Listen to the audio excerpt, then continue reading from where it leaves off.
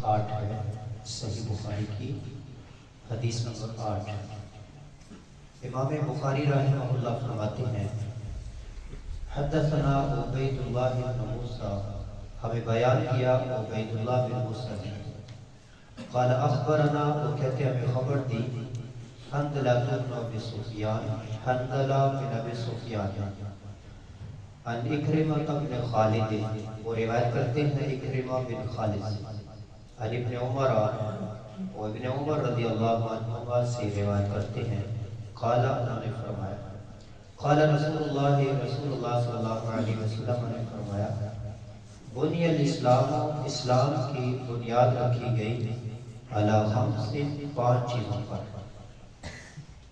شہادت اللہ الہ الا اللہ، اس بات کی گواہی کہ نہیں ہے کوئی معبود برحق مگر اللہ، وان محمد رسول اللہ، اور محمد صلی اللہ علیہ وسلم اللہ کے رسول ہیں، وإقام الصلاۃ، نماز قائم کرنا، وإیتاء الزکوٰۃ، زکوٰۃ ادا کرنا، والحج، اور حج ادا کرنا، وصوم رمضان، اور رمضان کے روزے رکھنا۔ یہ 5 چیزیں ہیں، ان 5 چیزوں پر اسلام کی بنیاد کے اوپر عمارت کھڑی ہوتی ہے۔ اس حدیث سے یہ بات بھی معلوم ہوئی جو اس سے پہلے والا باب تھا، الایمان یزید و ینقص، ایمان گھٹتا اور بڑھتا ہے۔ تو بنیاد کے بعد، ان 5 کاموں کے بعد بقیہ جو دین کے کام، جو جتنے زیادہ کرے گا اس کا ایمان اتنا زیادہ بڑھتا جائے گا، اور جس کے وہ اعمال کم ہوں گے اس کا ایمان اتنا کم ہوگا، اور جب وہ زیادہ کرے گا اس وقت ایمان بڑھے گا، اور جب کمی آ جائے گی تو ایمان میں کمی آ جائے گی۔ اور دوسری بات، یہاں پر جو باب قائم کیا گیا تھا جس کے تحت یہ حدیث لے کر آئے ہیں، وہ تھا دعاؤکم ایمانکم، تمہارا دعا کرنا یہ ایمان ہے۔ اب اس حدیث میں دعا کا ذکر کہاں پر آیا ہے؟ پہلی چیز ہے لا الہ الا اللہ محمد رسول اللہ، دوسری ہے اقام الصلاۃ، تیسری ہے ایتاء الزکوٰۃ، چوتھی ہے حج، اور 5ویں ہے صوم رمضان۔ ان 5 چیزوں میں دعا کا ذکر کس میں ہے؟ طلبہ میں سے کوئی بتائے؟ نماز۔ نماز میں کتنی دعائیں ہوتی ہیں؟ کبھی شمار کریں۔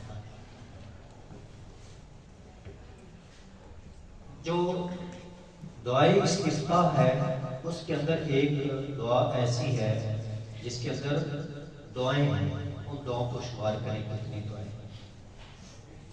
اللہم باعد بینی و بین خطایا کما باعدت بین المشرق والمغرب۔ سورۃ فاتحہ بذات خود دعا ہے، جس کے بعد کہتے ہیں غیر المغضوب علیہم ولا الضالین، سارے مل کر کیا کہتے ہیں؟ آمین۔ آمین کب کہی جاتی ہے؟ دعا کے بعد۔ اور اس میں کتنی خوبصورت دعا ہے، اہدنا الصراط المستقیم، ہمیں صراط مستقیم دکھا، صراط الذین انعمت علیہم، انعام یافتہ لوگوں کا راستہ دکھا۔ انعام یافتہ لوگ انبیاء، صدیقین، شہداء، صالحین، ان کا راستہ بتاؤ۔ موسیٰ علیہ السلام کامیاب تھے یا اس وقت کا فرعون جو اپنے آپ کو انا ربکم الاعلی کہتا تھا؟ ہم ان کا راستہ۔ ابراہیم علیہ السلام کامیاب یا اس وقت کا نمرود جو بادشاہ تھا؟ ابراہیم علیہ السلام۔ ایسے ہی تمام انبیاء، اور عمر رضی اللہ عنہ، ابو بکر رضی اللہ عنہ کی زندگی، عمر رضی اللہ عنہ جو 22 لاکھ مربع میل پہ حکومت کرنے والی اور عدل والی حکومت، پھر معاویہ رضی اللہ عنہ 64 لاکھ مربع میل پہ حکومت کرنے والا، یہاں تک آگئی تھی ان کی حکومت چین کے ساتھ۔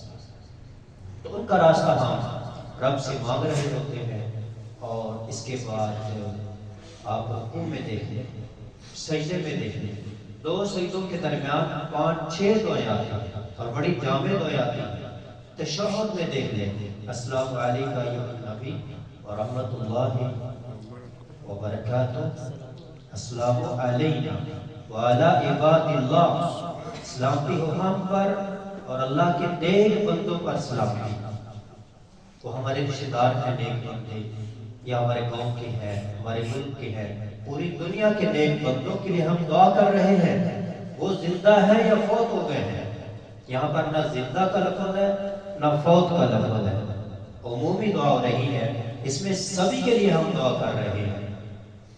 اور پھر درود ابراہیمی کو دیکھ لیں، اس میں ہم نبی صلی اللہ علیہ وسلم کے لیے، ابراہیم علیہ السلام کے لیے، نبی صلی اللہ علیہ وسلم کی آل کے لیے، آل کی دو تفسیر کی جاتی ہیں، ایک ہے آپ کی آل جو نسب میں آتی ہے، اور ایک ہے آپ کی آل جو آپ کی زندگی کے مطابق زندگی بسر کرنے والے ہیں، اس میں سارے مسلمان آتے ہیں۔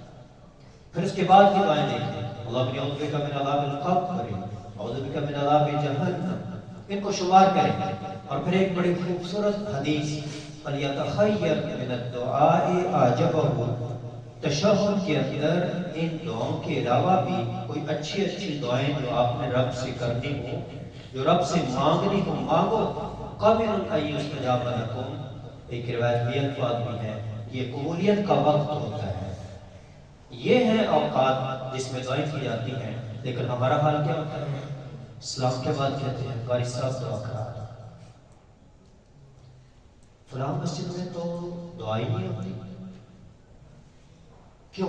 کیونکہ ہم نے پوری نماز ترجمے پر غور کر کے پڑھی ہی نہیں کہ ہم رب سے کیا باتیں کر رہے ہیں، رب کو کیا کہہ رہے ہیں۔ اسی وجہ سے ہم کہتے ہیں کہ فلاں مسجد میں تو دعائیں نہیں ہوتی، دعائیں نہیں ہوتی۔ بھئی نماز ساری دعا ہے، نماز ساری کی ساری کیا ہے؟ اور بڑے خوبصورت انداز سے رب سے دعا کی جا رہی ہوتی ہے۔ کبھی پوری جماعت مسجد بھری ہوئی قیام کے انداز میں، کبھی رکوع